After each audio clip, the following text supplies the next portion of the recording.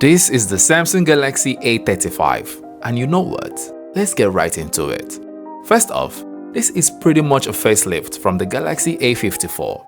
Samsung has basically adopted what most car companies do, which is to slap on a new body to the same engine and frame with very slight modifications, call it a new model, and charge more for it. With that said, this new A35 has the same chipset and batteries as the A54. They both are IP67 dust and water resistant and only having a slight advantage with a larger screen and better screen protection than the A54, even though the A54 has a better display and better cameras. Oh, and get this, the A54 is far cheaper as well, with the A35 starting from about 520,000 naira. Basically, what I'm trying to say is, if you have an A54 already, don't bother looking at this device or even the A55. But that's a story for another video. Unless of course, you simply love this new design and screen size, then that's fine. Else, I'd advise you rather go for the A54 instead. With that out of the way, let's talk about the A35. This device weighs about 209 grams with a glass back, plastic frame, and a glass screen, protected by Gorilla Glass Victus Plus. It feels really wide in the hand and slightly uncomfortable to hold, even for someone like me with pretty large palms. But I guess it will require some getting used to, unless you are coming from an iPhone Pro Max series, which is highly unlikely. I am not really a fan of mid-range devices with glass backs though, and especially on a Samsung, which cost an arm and a leg to replace either the front or back glass. Kinda defeats the purpose of the affordable range device in my opinion. Even though it's not so visible, this navy color I have here does attract fingerprints and smudges, but wipes off quite easily.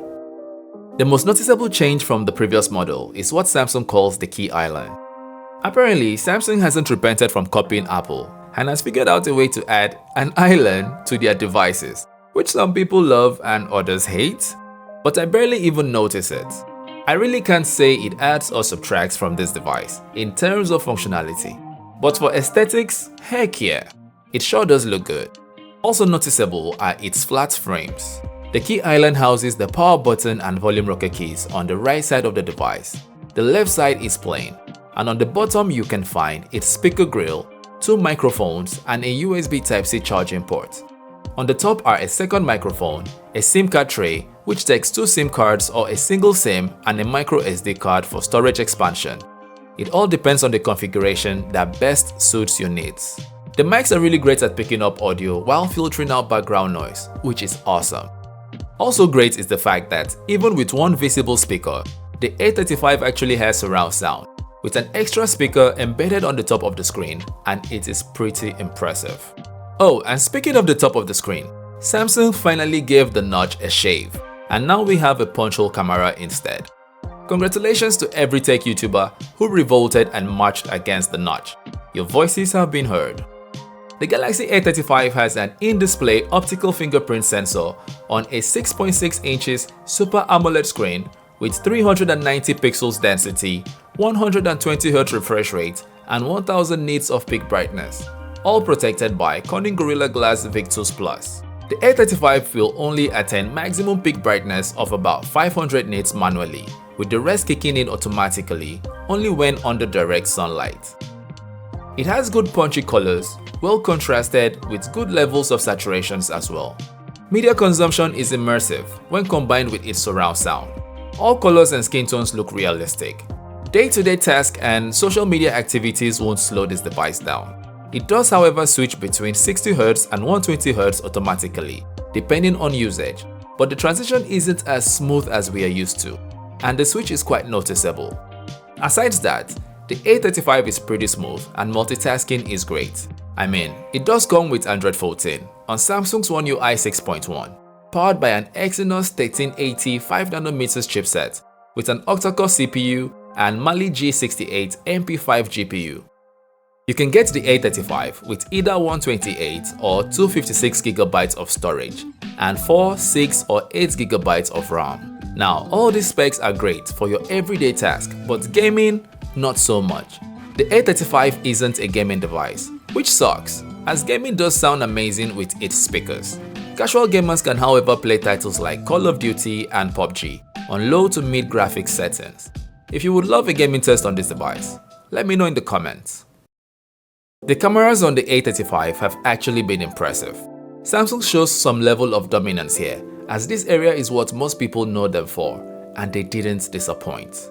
The rear camera module is made up of a 50 megapixels main shooter with an 8 megapixels ultra-wide lens and a 5 megapixels macro lens, while its selfie camera is a 13 megapixels camera. I took random photos of plants, my puppy, which I'm still yet to name, and ideas are welcomed. And we were once again blessed with our supermodel Marshall James. Please check out his channel too and show him some love. All photos taken have a very satisfying look to them. Gives the same realistic colors and details with no crazy AI sharpening, and skin tones look amazing too. The rear camera shoots videos in 4K 30 frames per second and 1080p 30 and 60 frames per second with image stabilization, which works very well. The selfie camera also shoots videos at 4K 30 frames per second and 1080p 30 frames per second. The image quality from both cameras are flattering, which makes it very exciting to take photos or make videos. Night mode isn't great, so I'd advise you only take photos in good lighting conditions to get the most out of the A35. The A35 has the industry standard 5000 mAh batteries, which we all know is great.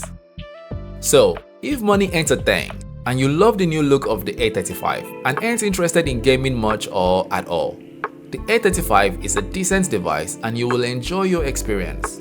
However, if you're looking to get the best possible Samsung at this price range, then I advise you save some extra money and get the A54. As for me, I would not be buying any of these devices because I strongly believe you can get better options for about the same price.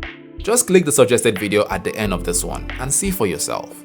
Hit the like button and subscribe to the channel if this video has been helpful to you. Thank you for your time. Till we see you again. Bye bye.